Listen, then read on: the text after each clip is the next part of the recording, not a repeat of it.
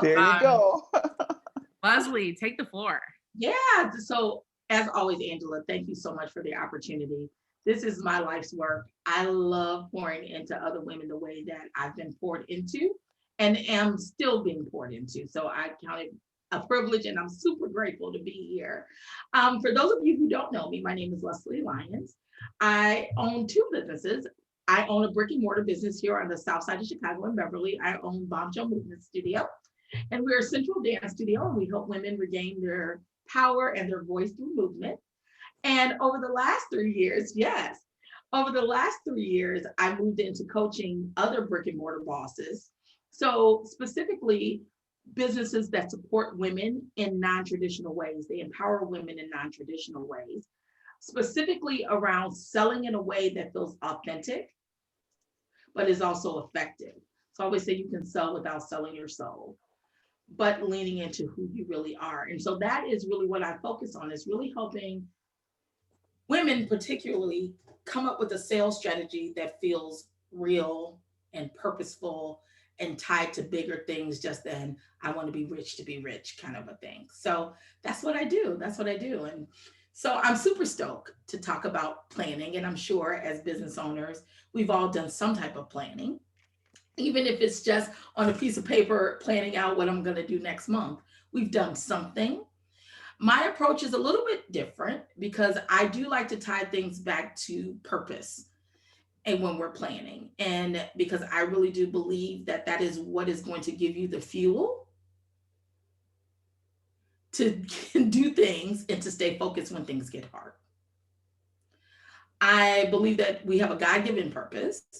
And so for me, uncovering those things, no matter where you fall on the faith continuum, you got to put it out there. What am I here to do? And what does my business do? How do we serve? But bigger than that, how do we make an impact? Because here's what I believe and what I know and what numbers bear to be true. I know that you're going to have men here, but here I am. When money gets into the hands of women, we do more for our communities. We do more for our societies. We are good stewards of money. And so it is always my goal to get as much money in the hands of women because I know it's going to make our world better. So I don't shy away from the money conversation. I dab into it hard. And so I am going to be asking some of those things. So I do want you to be prepared to look at your money, but we want to make sure that our money has purpose too. So yeah, that's it.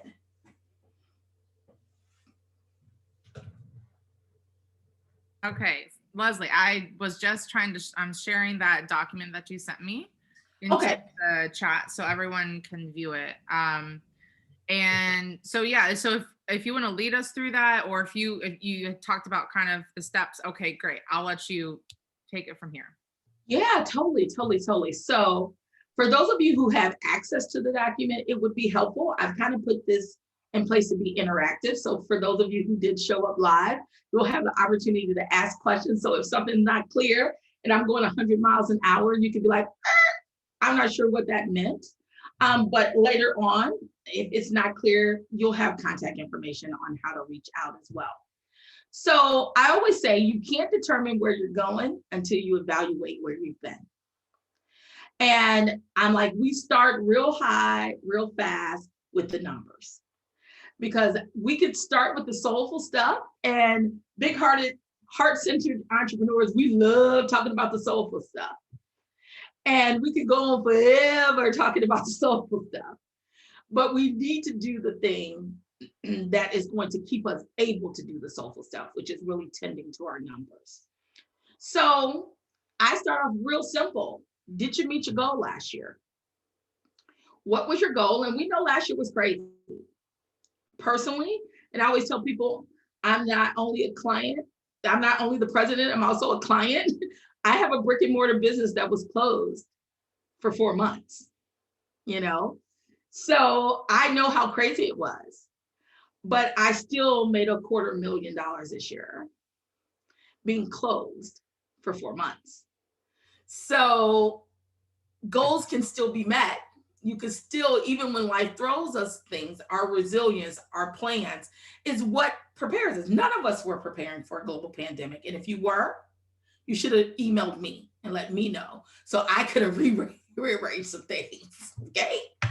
But the point is, things always happen, and it doesn't have to be a global pandemic. It could be your daughter, your child gets married and it's this big thing, you could be an Angela and get someone from another country and we got to have 5 weddings for you, right? Like, I did not plan that year, by the way. That was not how that year was supposed to go, but it was great. It was awesome. And being a part of that ride was definitely fun. But I'm saying, so it doesn't have to be catastrophe is my point. There could be wonderful things that happen, but it could still impact your business. And if you don't have a plan in place, it could rock your business. Okay. So starting with simple, what was my top line revenue? Did I achieve the goal or did I miss the mark? And holding no judgment about it. The numbers are just what they are. They're the numbers. Yeah. But also profit wise, because you notice I said top line revenue. So we meet entrepreneurs who love to tell you, I just did it already. I had a $250,000 business this year. Yeah. Like we love to talk about that. But how much did you actually put aside as true profit in your business? It's real easy, especially in these social media streets, to get caught up in the glitz and the glam of owning a business and top line revenue numbers. But if you're not profiting anything, what's the point? So I do follow the profit first. If you've never heard of Profit First before, I would encourage you to get the book. It's a book. Everything you need to know, you can read and learn in this book. But also it's actually just solid financial principles that we followed for years, which is essentially you're putting aside 10% of your profit. And some people don't start at 10%. You can baby step it up. But the point is, every dollar that you get in doesn't have to go back out. The traditional philosophy is, revenue minus expenses equals profit. Or under the profit first model is revenue minus profit equals expenses. So it's teaching you to prioritize profit in your business as opposed to, I'll save what's left. Because oftentimes it ain't no what's left. So we got to prioritize it. Angela, I saw you on. Yeah. Does that mean that, when like before you pay your expenses, you actually pay a profit portion into like how does that work? Can you explain that a little bit? Yeah, absolutely. I'm definitely not a profit first professional, but I do have contacts with one. My financial planner is a profit first professional. So I will definitely get you her information if you're interested in going deeper, but I can tell you because I've implemented it. So it means that my expenses need to line up with what I have left. It's the principle of kind of like, what is it? The Perdomo, what is that? That Perdomo, like a task will take as much time as you give it, kind of a concept. Yeah. Perdomo, whatever that is. It's similar with your money. Pomodoro. Livia, Pomodoro method. You better come through with how to pronounce it. Thank you. It's an Italian name. Yeah. Thank you. You got it. So it is that, though. The same as with our money. If you go by revenue minus expenses, what you'll notice is expenses keep growing.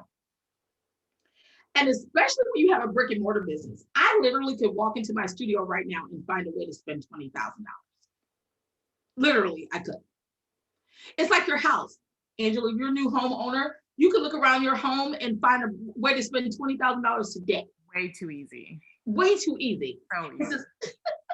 So it's the same with our business. So it's like, as your expenses are racking up, you're saying, no, my expenses need to be what's left over after I've determined what I need to profit from this business. And you'll get smarter about your dollars. Okay. And it won't be this vacuum, because your business can be a vacuum. You always need something. It puts some parameters around that. Hopefully that helps. Mm-hmm. And so most people are striving for 10%. Some people, depending upon your margins, could be striving for 30%. Others of you might be striving for 2 to 5%. It's not about the number initially, but it is about the habit. It's behavior modification.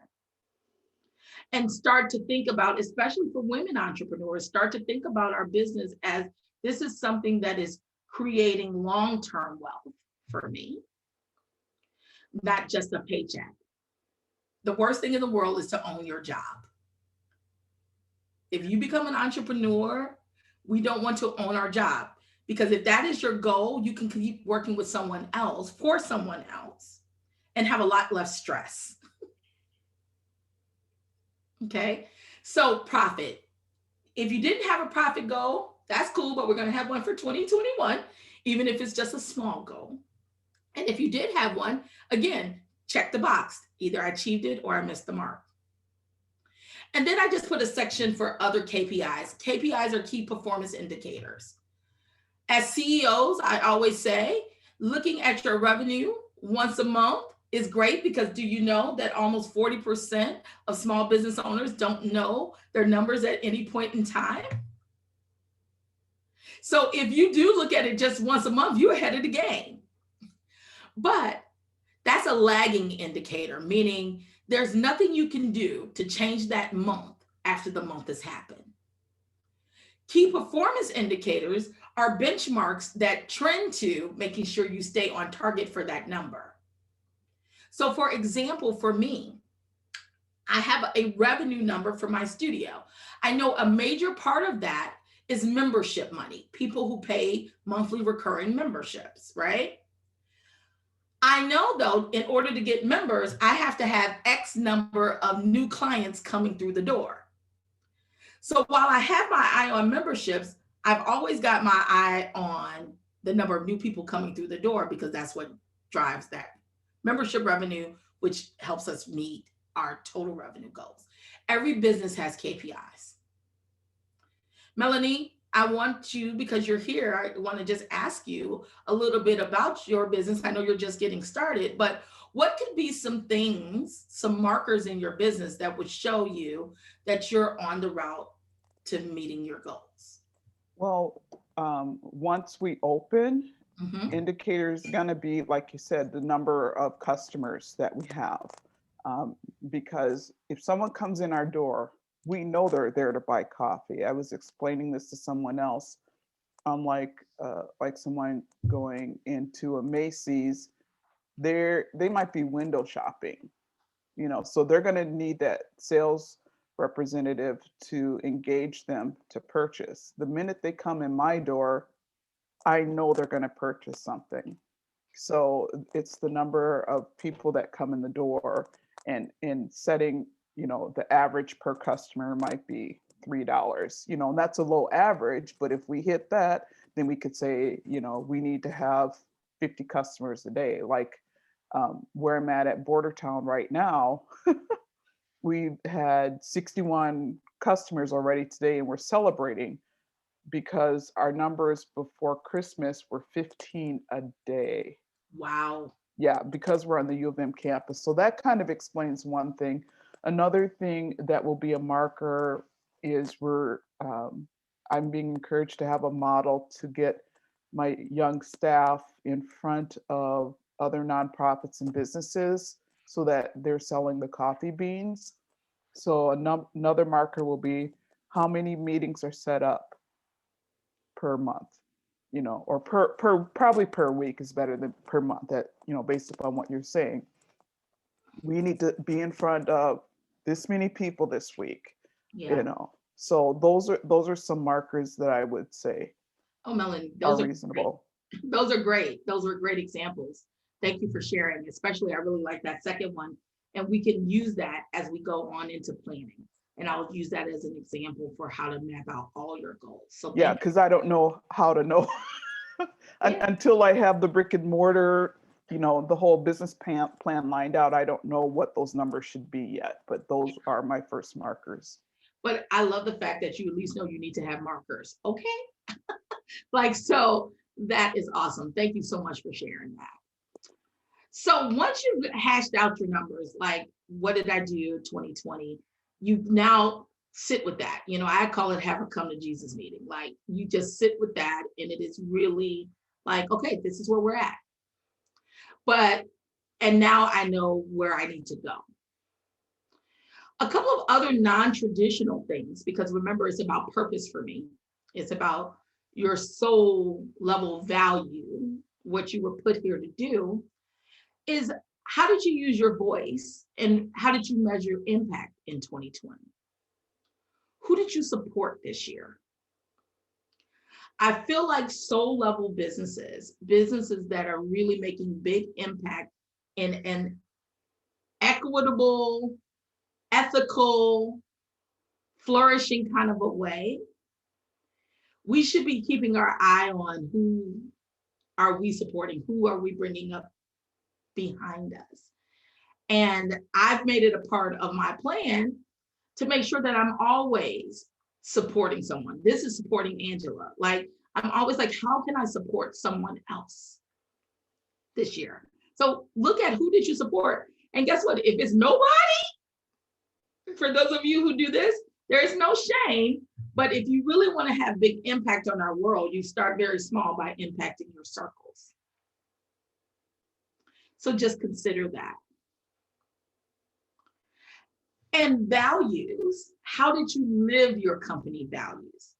Man, 2020 was a year for call out culture. And a lot of it was around values or the lack thereof.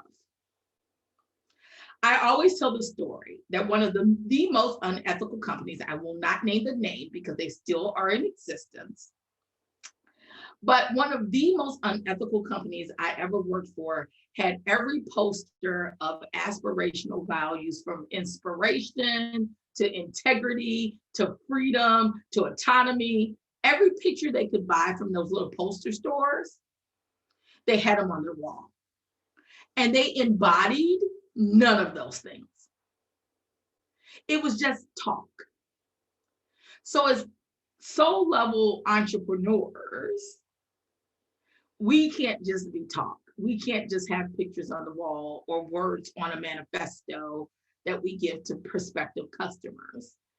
How did you live this out? So one of the ways, I'll just give an example, is I am big about raising the feminine voice. That is truly what I believe I've been called to do. It is a voice of liberation for me. So what does that look like in my business? I just told you I'm a sensual movement studio. What does that look like in my business though, if that's a value for me? It looks like me always encouraging women to speak up. In a class, if something's difficult, if it's hard, you own that and you vocalize it. You don't just, like in a bar class where you're just tucking and tucking and tucking and tucking and everybody's pretending it doesn't hurt. At Bombshell, I expect for you to acknowledge pain and put voice to it. I want you to get used to vocalizing discomfort. I want you to get used to vocalizing joy, right? I use my platform to talk about issues of oppression, trafficking, disparaging things in the workplace. I use my voice to talk about those things. This is how I live that value out to customers, to my stakeholders, to my employees, constantly keeping those values in front of them. Because when you do those things, people need to know why they do things. People need to understand the why. In Simon Sinek's book, Start With Why. People don't buy what you do, they buy why you do it. But a lot of companies out here, we kind of know in our mind, in our heart why we're doing it, but we haven't put it together in a way that inspires our employees, nor attracts the right types of clients. So I want you to start thinking about those things as you're going through this. A couple of other reflection points. What did you learn about your leadership abilities? Your business grows as fast as you grow personally. As a leader, Your number one priority should be personal development, period, flat out. Argue with somebody else about it if you don't agree. But truthfully, I really believe that that is your number one job. It literally changed my life when I found out that Warren Buffett reads 7 hours a day. It literally changed my life because I was like, man, if one of the richest men in the world can find 7 hours out of the day to read, I surely can read for 30 minutes. So personal development. What did you learn about your leadership abilities, good and bad? Then what worked well in your business? What things did you implement? Yes, 2020 was a crazy year, but there were still things to be grateful about. I'm willing to bet there were still things that you launched that went well. There were products that still had success. What things worked really well in 2020? Because we want to replicate those things. Business doesn't always have to be, every year we start from scratch. Like, who wants that? Every year we start from zero. No, let's play off of our strengths. What worked well? Here's an opportunity to capture that so we can do more of that.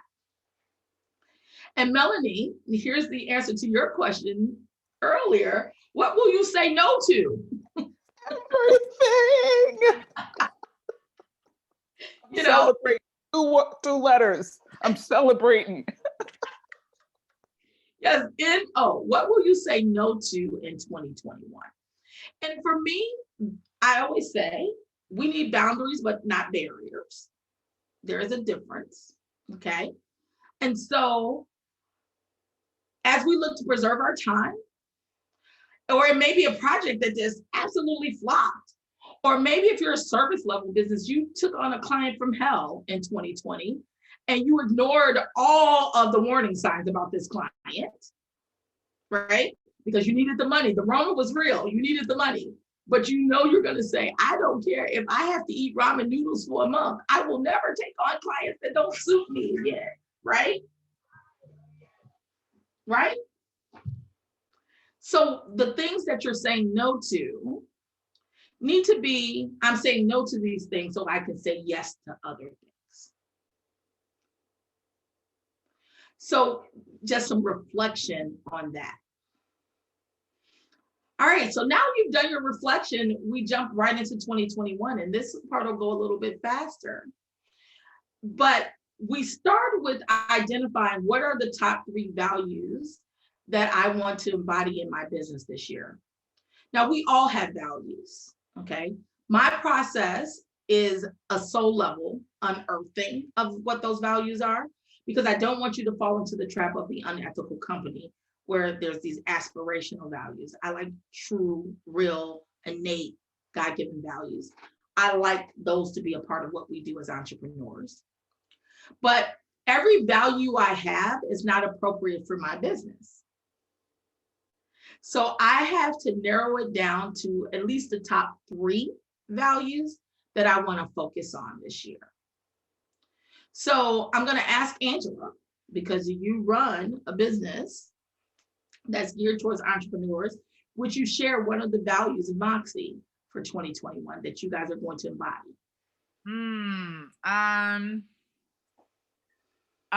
Generosity. What a great one. What a great one. Giving, generosity, yeah.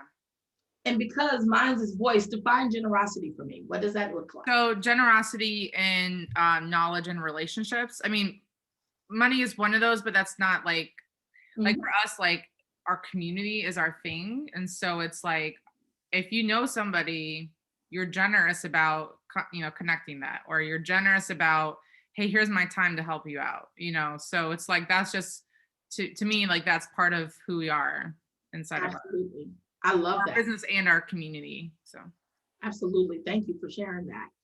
That's a great value.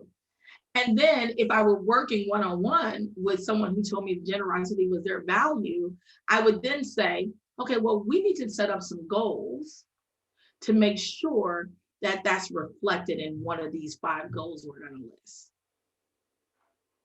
Yeah.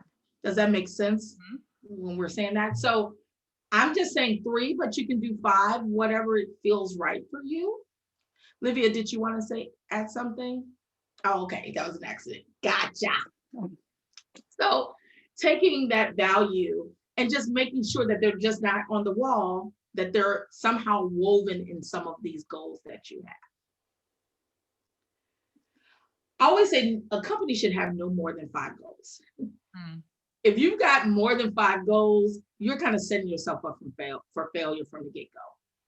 You just ain't got that type of capacity. And I've studied large Fortune 100 companies. I've worked for Fortune 500 companies. We didn't have 100 goals. We had big rocks that needed to be moved.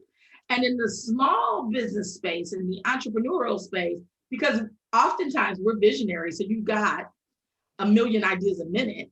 You're like, oh, I got 100 goals. What? No, you can't. You can't focus. Your brain is not going to let you focus. You're not going to give your best work. So 5 goals should be those top 5 goals. What are they? You list them out. But making sure that those goals have those values in mind as well, because we're giving purpose to the dollar. So let's say one of your goals, like, Livia, you're the community manager, so I'm going to ask you. I'm going to tie it into a number goal. For Mox.E, first year, how many members do you guys want to have in the co-working space? What's the goal? Us paying you guys, what's the goal? I don't think I have that answer. Angela will be able to. Okay. Well, my goal is to manage those members, but the number is with the director. Okay. To keep them loyal. That's her job. Yes, okay. So Yeah. even better, because I want to hear her voice. So it doesn't matter what the number is, the number of members. Sure. What's the retention goal? The retention goal is 200%. That's for sure. Well, we can't keep more than what we have. So let's say you have 100 members. No, in all seriousness, it's 100%. Like, my goal professionally is to retain all of the members that come through the door in 2021 for sure. Okay, awesome. And so my question would be, how are you going to get 100% retention? That should be, so if you wrote down your goals, let's say this was Livia's company, and she wanted 100% retention of all of her clients this year. Great, that's a great goal. Keep that in mind. Because when we go to this next page, I'm going to now say, let's take that 12-month goal. Let's say you had 100 members and you need to keep 100. The way that it doesn't become a lagging metric is we're going to say 100 divided by 90 days, a quarter, is how many people? 25. So I'm going to say the goal is 100, but let's make this more actionable. What is Livia going to do to keep 25 people around? Because we kind of get these big numbers in our head, and sometimes that can start to look like pie in the sky. And it's kind of nice to say. This is going to force you to say, no, before I can get 100, I need to keep 25. So as I'm writing out what I need to do, it's with a smaller goal in mind. And then if you really want to get anal with it, you could go to 30 days. So what does it look like to keep 5 customers around? What do I need to do? So it's taking that 12-month goal, making it a 90-day goal, turning it into a 30-day goal. And in this training, we're not going into how to turn that into a weekly goal. Because one of the biggest things that entrepreneurs come to me and they struggle with is they're really good about the big picture goals, the 12-month goals. But they sometimes have a tough time connecting it to, but how does that determine what I do today? This process will determine how you work today. Because we keep chunking down those big goals until we've got it to a week-to-week basis of what we need to achieve. Before I go any further, does that make sense? Is that clear? Because I want to honor time as well. Oh, yes, it does. Good. So you take that goal, and we're using Livia's and Angela's goal. We're taking that goal.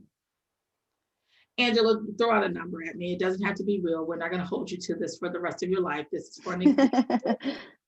But throw out a number for me about the number of members you guys would like to have in 2021. For the whole year? Yeah, please. Let's say 60. Okay, so 60 members. Of course, you didn't give us a nice even number. Okay, we'll go with 50. Okay. Make it a little easier. Yeah. So we still need about 12 and a half people per quarter. Okay. Mm-hmm. And so that means to be on track, we need to be bringing in 4 people a month. Mm-hmm. Okay, so you guys saw how I did that. Super simple. 50 people, I divided it by 4 to get my quarterly. You could divide it by 12 to get your monthly. Super simple. So if I were working with Angela and whoever's going to be a part of the marketing and the selling of this, I would be telling them one of the metrics I would be putting in place is you need to hit 4 enrollments a month.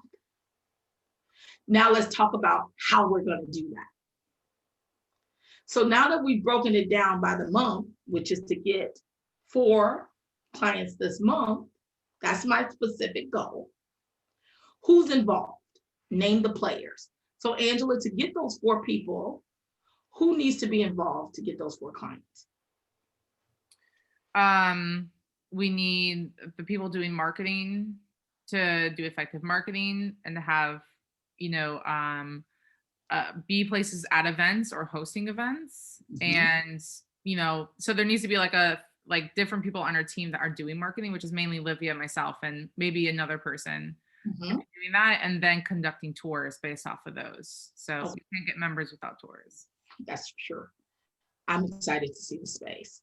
So we know we got a marketing person that needs to be involved in this.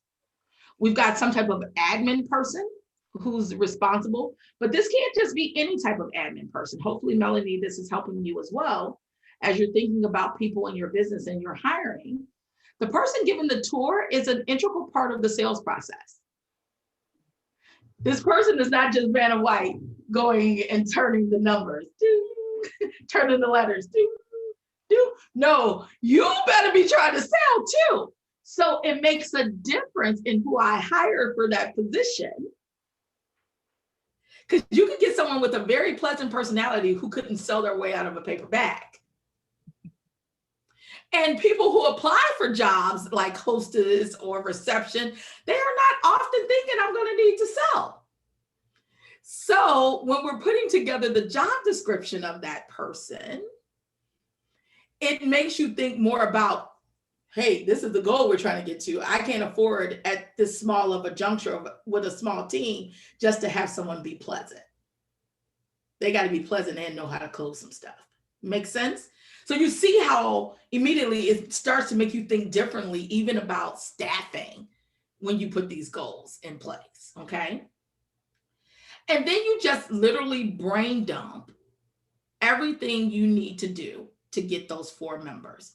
So we've got to get a grand opening party scheduled. And in order to get a grand opening party scheduled, we got to start marketing 6 weeks out. What's going to be the theme? Oh, let me go back to one of these values, generosity. That's going to be the theme for the marketing program that we put out. Because that's another thing that as salespeople, as entrepreneurs, a lot of times we try to market too much. We need to get on a pony and ride that sucker. This will help you narrow it down. And once you brain dump all those ideas, then we start to categorize and be like, okay, Livia, here's your portion. Angela, here's your portion. Susie, here's your portion. And this is how we're all going to be held accountable for that. And suddenly, ta-da, like magic, you're a lot more efficient and focused and purposeful in what you do. This is not earth-shattering stuff, but it can shift the earth when you focus on it. And so it is truly, I try to keep it simple because I can tell you this. Most entrepreneurs, especially the women that I coach, are creatives. And I'm going to put up a little testimonial today from one of my most creative, she's kind of airy, kind of a person, but she's a genius, right? When she said to me today, there's freedom and structure, I literally almost did a lap around this house because she's seeing the most creative, airy, I gotta kind of go with the flow kind of a person to find that she has freedom now because she's put structure in place. That is my wish for every entrepreneur, because that's how you're going to get your goals. So that's it. I'm like, hopefully this was helpful. Oh, this is so good. I love it because it makes you do the work. Like, sometimes we're like, okay, let's just think of it in our head, or, it's just kind of like not very, like, it's structured and written down. This makes you do the work. You have to go through and you have to be detailed, and then it forces you to be held accountable if you do follow it, if you do keep up with it and you have somebody else there with you looking at it. It's like, you can't just forget about it. It's forcing you. It's forcing you, man. And it's the thing that you put in your top 3 in your planner, that's where it comes from. The most efficient companies. So everybody knows my mentor in my head. I have 2 mentors in my head. But when it comes to business, Michael Hyatt is my mentor in my head. This man has built a business around leadership and planning. It is my goal to be the Black Enneagram female 8 version of Michael Hyatt at some point. Like, I really just love his approach and his ethics, and he keeps his faith and his values up front. He's a walking example of what a successful business who stays true to their values looks like.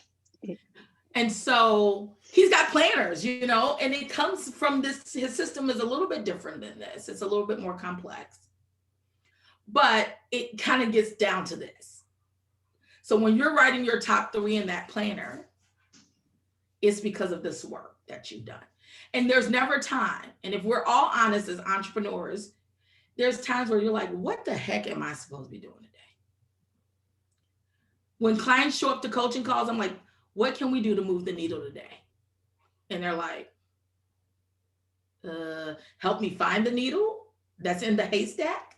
And we need to change the narrative, and this will empower you to have a better grasp over your numbers and your goals.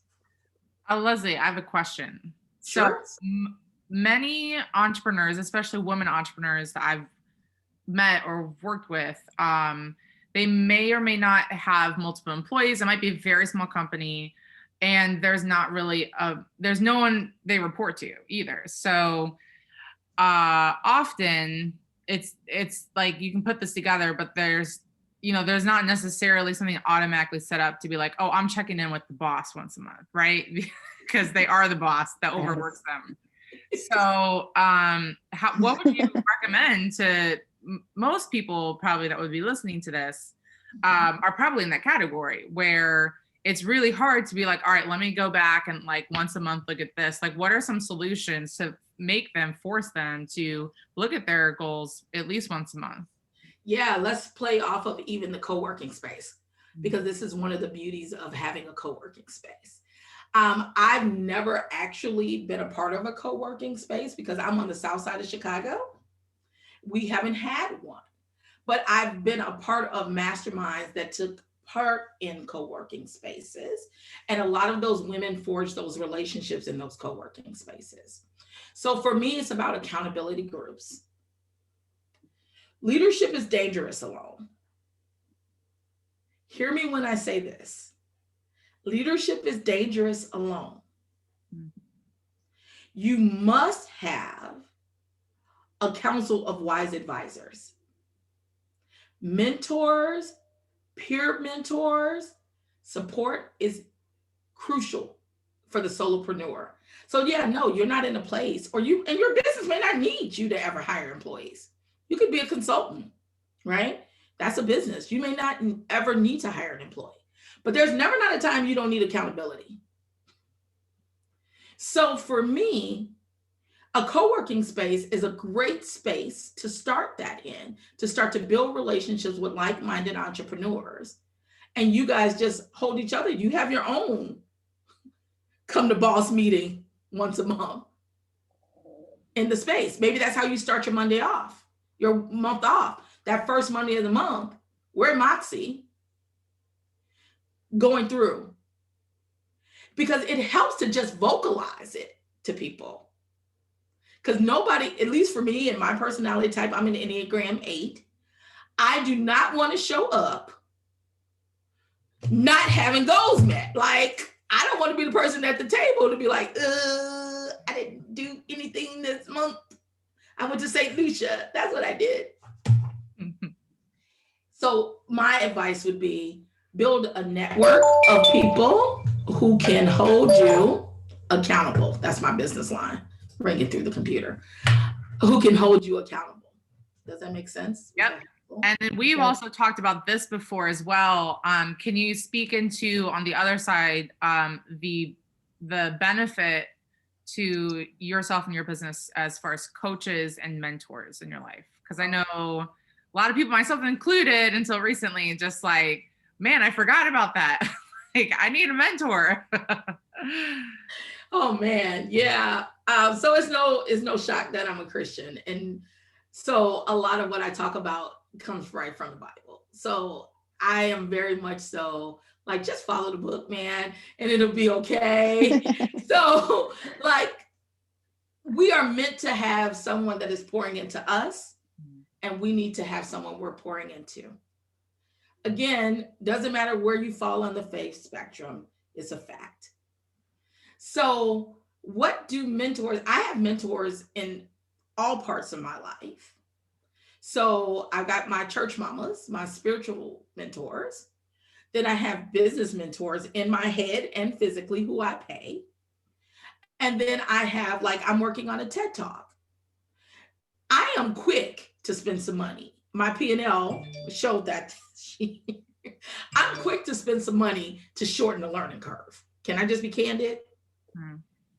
Because going back to what Melanie said earlier about boundaries around time and that sort of thing, this is a quick way to reclaim some time, is to get somebody else's knowledge, to get someone else's eyes on it, to save you some time so you don't go chasing rabbits, right? So for me, like I said, leadership alone is dangerous. I really want to be clear, because I know there's Enneagram 8s and 7s and 3s out there who think you could just show up and you're the brilliance and you're all the things and you're going to be great. Leadership alone is dangerous. You need accountability. Can I comment to that? Of course. So in different areas, I'm like you, I have mentors and mentees in different areas of my life. And if I have an area that I'm strong in, but I still know I need accountability, I'll pick someone and they're almost shocked. They're like, you're a leader. I'm like, I need accountability. And I'm telling you that by next week, I have to have this done. And you're checking on me. That's right. Because if I don't have anybody to say this to, no one's going to know if I'm achieving my goals. And they just come like, she needs that. I was like, yeah, I sure do. I'm human. Like, we all need accountability, right? And so for me, that's what coaches provide for me. And I'll be very candid. I pay my coach $2,000 a month. So this is not, pennies that I pay her, but she's worth every penny and some, because of just how she saves me time. And she's one of those people, she's an Enneagram 8 too. So she's just like, that's stupid. That's not going to work. And I'm like, you know what, Jen? You're right. That was stupid. What was I thinking? Let me course correct and do this. So just in what she saves me in time alone and frees up my creative energy to focus on the things that really matter, those big rocks that are going to get me to my goals, is worth its weight in gold. Anyone else with questions? This has been so good, Leslie. Oh, and I want to say hi, Cleola. Amazing. Oh, somebody else joined us. Yeah. Yeah, Yes, Yeah. hi. I'm so sorry I joined late. I got caught up in work and other things, and I remembered like, whoa, wait, I'm missing the meeting, so I had to rush and join it. So sorry, guys. Thank you, Angela, for inviting me to the meeting, and thank you, Leslie. I took notes. Just the first thing that you said stood out to me was there's freedom and structure. So I wrote that down because I thought that was quite profound. So I really appreciate being here. Oh, Cleola, thank you for that. And glad you were able to make it. And you'll get access to the replay, so you'll be able to watch it as well. Oh, thank you. Yeah. Yeah, for sure. I shared the document. I made sure I let her know that the document that you're showing is on the chat. Oh, thank you, Livia. Thank you. All right, guys. Any other questions? Because I actually have a coaching call this afternoon. So, Angela, so for those of you who don't know, me and Angela are actually friends in real life. Okay. And so we met through our church. And so I am like so busy these days with both of my businesses, by God's grace, are just taking off. And Angela starts hitting me like 2 days before with her laundry list of stuff. Can you send me? I'm like, girl, you know what? I got 5,000 things going on and I squeeze this out in. Look at Jackson. Hey, Jackson. Oh, hi, Jackson. Jackson. He just woke up, so he's gonna be a little like. He's like, yeah, he's like, this is too much energy. And just, no, I'm hungry. But yeah, so I'm like, I'm so busy these days. And I've now got 2 assistants and feel like I need a 3rd. And so, yeah, right after this, I literally got a half an hour. I got to get my puppy out and all the things, but I wanted to make sure that you guys felt supported. So is there any other questions? Leslie, I do have a question. And Sure. I'll keep it brief.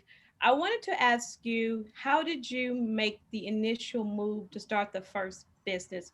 But what prompted you? What pushed you out there to start? All right, so there's a kid. Nobody. That's it. I'm like, Cleola, you kind of missed it, but I kind of shared this a little bit earlier. Okay. So my personality type is very autonomous. I abhor being controlled. Like the thought of being controlled just makes my butt itch, Cleola, like seriously. So I just start itching all over the place. I just scratch. So for me, I knew very early on that even though I didn't come from an entrepreneurial family, because typically most entrepreneurs have a lineage of entrepreneurship in their family. I do not. I come from families of blue collar workers primarily. And if you were middle class, you were a nurse. So there's nurses in my family, but that's really it. But I always just knew that I could not be controlled, and I hated having my voice stifled in any kind of way. Mm. So my voice and being able to vocalize what I did became a priority for me. And just in Providence, it became a hallmark, like this is actually what you were designed to do. So a part of the coaching process, that's why I call it soulful values, is really getting at what were you designed to do? Not what you think you should do, not what society tells you should do, not what your mother told you should do.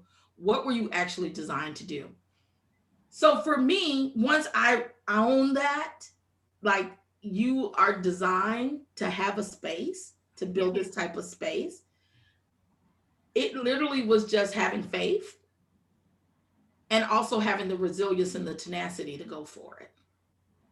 But it was only because I was clear and everybody around me was clear that this thing had to happen. I don't know if that's helpful.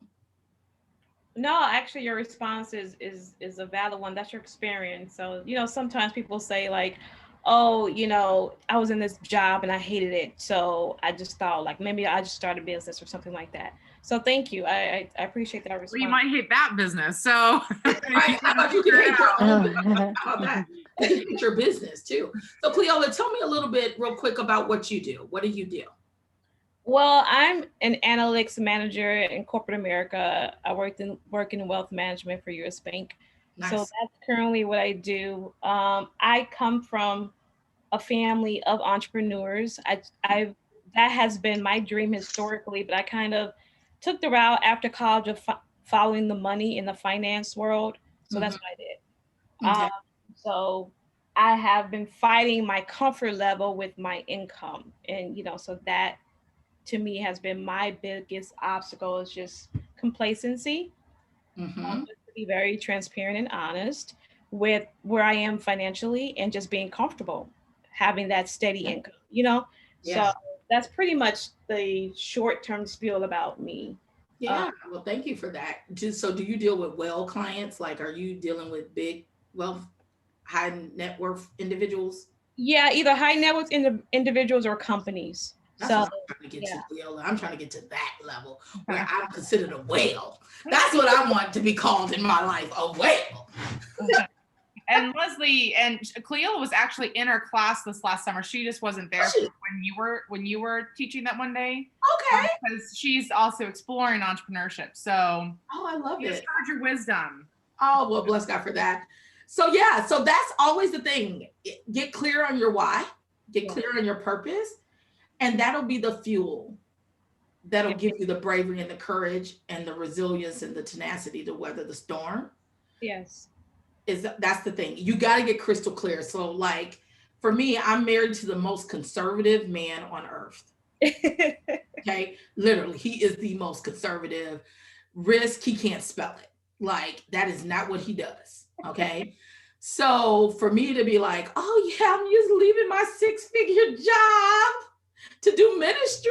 He was like, but you can't really argue with Jesus. But then when I was like, I'm going to quit this job and I'm just going to start pole dancing for a living, he was like, goodbye. That's not going to work. But I was so convinced it would that he bought into the vision too. And here we are by God's grace. So yeah, so hopefully that was helpful. Thank you. Yeah, you're welcome. Yeah, Leslie. Oh, Melanie, did you need to ask something real quick? Yeah, I apologize. I had to step away because my battery died. So, but when you on the first page, you talk about stakeholders. Mm-hmm. What is your definition of a stakeholder? Maybe you covered that when I stepped out of the room. Yeah, no. A stakeholder can be a traditional stakeholder, someone who actually has an investment and a percentage in your business. Okay. But a stakeholder for me is my mentor. Okay. So like Sister Donica is a stakeholder in my business, meaning that there is something that is improved about her life because of the success of my business. So she has a vested interest in me thriving and flourishing. Okay, so it's different from customers, but something where your success benefits them. Yeah, think of them as investors. Mm-hmm. Yep. Or your funders. Yeah, or a funder, exactly. Think of them as those people. Yeah. But so, because you could very well have investors or funders in a coffee house, right? Right. And for those of us who don't, I still don't want you to limit it because there are stakeholders. It might be your family. Mm. Yep. It might be like my husband, because you talk about that conservative man.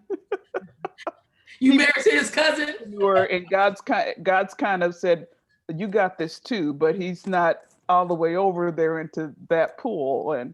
And so even me phasing out of the coffee shop I'm in, even though it's not a lot of income, it still takes away from income to our family for me to create the more in these things. So yeah, he's definitely a stakeholder.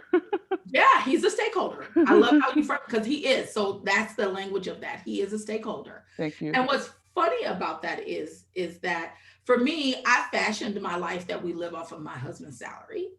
So I always say I'm his sugar mama.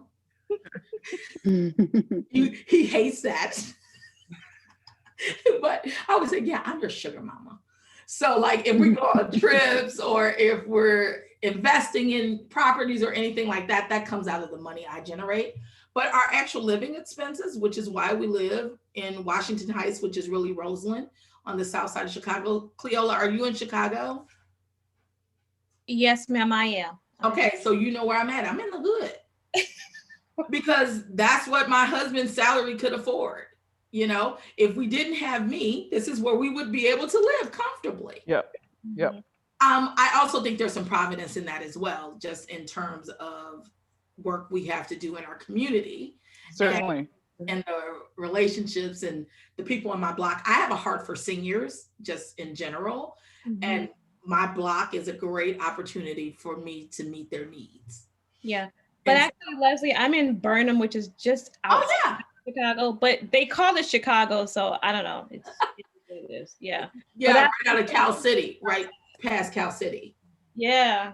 Yeah, cool. Well, Leslie, I'm gonna let you go take care of that. Thank you. Dog of yours. Because you heard him bark already, right? Yeah, I did hear him. He was like, he's like a ready baby. to go. Where is he? I want to see the dog. I'm not getting ready to bring this brute back here. He's 16 weeks. He's a little over 50 pounds.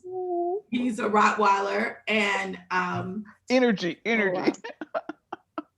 but mama got to work. So, but again, Angela and Livia, thank you guys for having me. Amazing. Thank you. Melanie, Cleola, thank you for showing up live and contributing. Thank It is you. my prayer that 2021 will be a year of impact for you. No matter what the revenue is, we're not measuring numbers, we measure impact. Yep. Are you doing the thing you were designed to do? If you are, you've already won. Guys, have a great week. Grace and peace. And Angela, if you need me, you know how to reach me. I know where you live. We'll talk box another day. Yeah, we'll have another box event at some point. Yeah, Melanie, please, Thank you so much. Cleola and Melanie, Angela, please give them my contact information. I will. And seriously, guys, reach out. Thank you so much. Thanks. Bye. Thank you, Angela. Bye. Olivia, great to meet you. Great to meet you too. Bye.